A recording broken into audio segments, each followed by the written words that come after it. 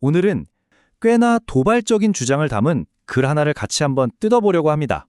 이 글의 핵심 주장을 한 문장으로 요약하면 바로 이건데요. 핵 보유는 제국주의 침략에 대응하는 약소국의 가장 효율적이며 거의 유일한 방법이다. 정말 강력한 주장인데 과연 이 글은 어떤 논리로 이런 결론까지 나아가는 걸까요? 지금부터 그 논리를 하나씩 따라가 보겠습니다.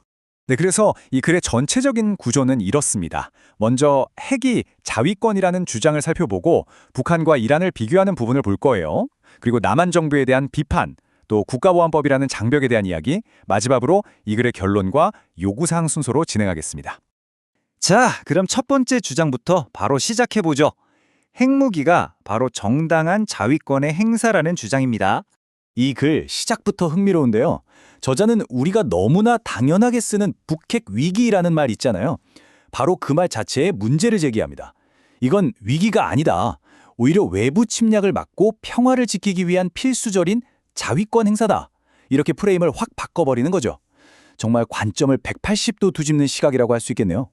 자, 이렇게 파격적인 주장을 하려면 당연히 근거가 필요하겠죠? 저자가 내세우는 가장 핵심적인 근거가 바로 이겁니다. 핵을 가진 북한, 그리고 핵이 없는 이란을 비교하는 거죠. 이 표를 한번 보시죠. 정말 흥미로운데요. 저자가 문정인 교수의 분석을 인용하고 있어요. 자, 보세요. 북한은 핵무기가 있지만 이란은 없죠. 미 본토까지 날아가는 장거리 미사일, 북한이 있는데 이란은 또 없습니다. 정치적으로도 북한은 내부 결속력이 강하고 중국과 러시아라는 든든한 뒷배가 있지만 이란은 상대적으로 고립되어 있죠. 그래서 이 글은 주장하는 겁니다. 바로 이 차이 때문에 미국이 북한을 함부로 건드리지 못하는 거라고요. 그런데 여기서 저자가 한 가지를 더 추가해요. 문 교수의 분석은 미국이 이란을 이긴다는 걸 전제로 하고 있는데 이 글쓴이는 과연 그 승리가 보장된 걸까? 하고 되묻습니다. 이건 미국의 군사적 개입 자체에 대한 근본적인 질문을 던지는 셈이죠. 자, 이런 분석을 토대로 이 글은 이제 시선을 국내로 돌립니다. 바로 남한 정부에 대한 비판으로 이어지는 거죠. 이 글에서는요, 지난 두 정부의 대북 정책을 아주 신랄하게 비판합니다. 한마디로 둘 다 실패했다는 건데요. 글에 따르면 문재인 정부는 미국의 압박에 굴종했고 항미 워킹그룹 때문에 남북 합의를 이행하지 못했다는 거고요. 윤석열 정부는 선제 타격 같은 발언으로 적대 관계만 키웠다고 지적합니다. 글쓴이는 이걸 굴종에서 적대로 이어진 그야말로 실패의 역사라고 보고 있는 겁니다. 그리고 이런 남한 정책 실패의 가장 결정적인 증거로 꼽는 사건이 바로 2020년에 있었던 남북 공동연락사무소 폭파 사건입니다.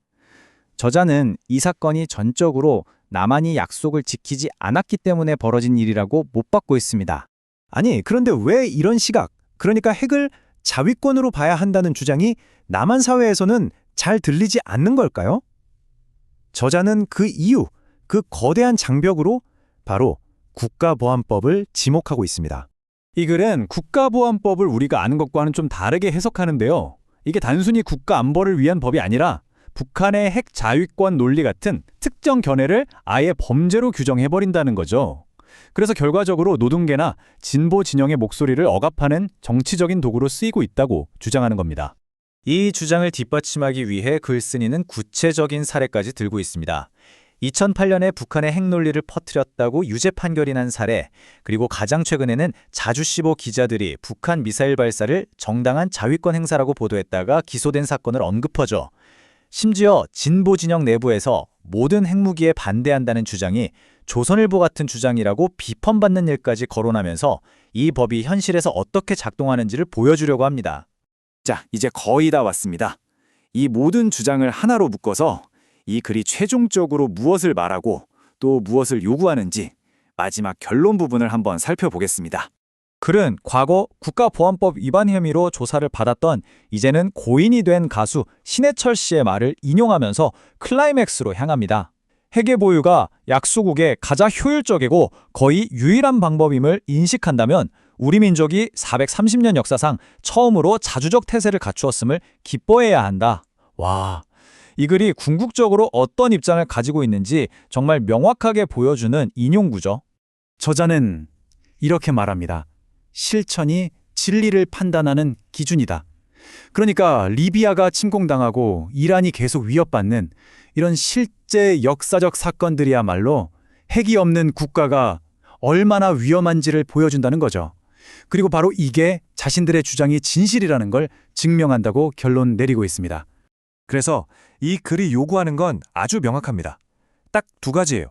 첫째, 미국 적대 정책의 뿌리라고 보는 북한 비핵화 정책. 이거 폐기해라. 둘째, 노동자의 권리와 민주주의를 억압하는 도구라고 지목한 국가보안법. 이것도 철폐해라. 이 글은 이 두 가지야말로 한반도 평화로 가는 유일한 길이라고 주장하고 있는 겁니다. 자, 오늘 우리는 하나의 글을 통해서 정말 파격적이고 도발적인 주장을 처음부터 끝까지 한번 훑어봤습니다. 이 글이 우리에게 던지는 근본적인 질문으로 오늘 이야기를 마무리해볼까 합니다. 여러분은 어떻게 생각하시나요? 이 글의 주장처럼 과연 무엇이 진정한 평화를 보장하는 걸까요?